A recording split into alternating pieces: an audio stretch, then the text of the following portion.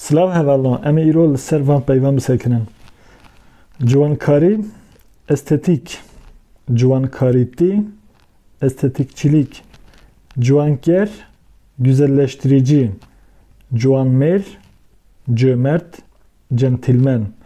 Hevalon ev ciwanmêr bi kirtehî jê re camêr jî tê gotin. Mesela zimanê devkî de pir tê bikaranîn. Heta zimanê nivîskî de jî dibêjin camêr. Mesela ev filankes camêrekî baş e dibêjin ne? Camêrekî qence. Yan jî em neyînî dikin em dibêjin ev ne camêr e. Wisa tê bikaranîn.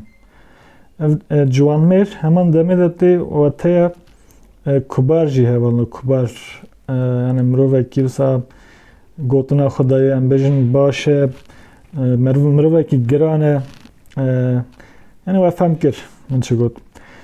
Ciz ev jî zimanê zarokan e. Yani ji bo mirov zarokan bitirsîne dema ku em bêjin destê xwe didin tiştekî xeter em bêjin zarok çi dikin ev şîşekî hêldidin dixin qelka ceyranê ne wisa em çi dibêjin em dibêjin ciz destek nedê.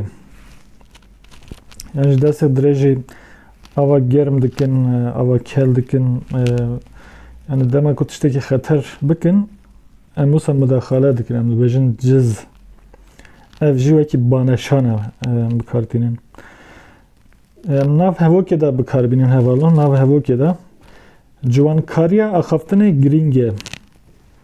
Ciwankarîtî baş e. Lê divê nebe sebeba aloziyan. Hevalon ez yani hewce dike gelo ez Tirkiya vê jî binivîsim kêleka vê. Bi taybetî ev ji bo hevalên ku em bêjin Kurdiya xwe pêş xistin e.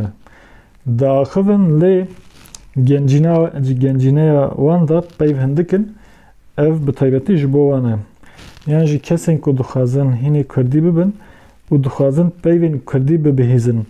Dixwazin sentaksa Kurdî hîn bibin çawa çêdibe ev ji bo wan e. Ez hevî dikim dê bi kêrê wan were. Bi taybetî jin berhemên ciwanker bikartînin.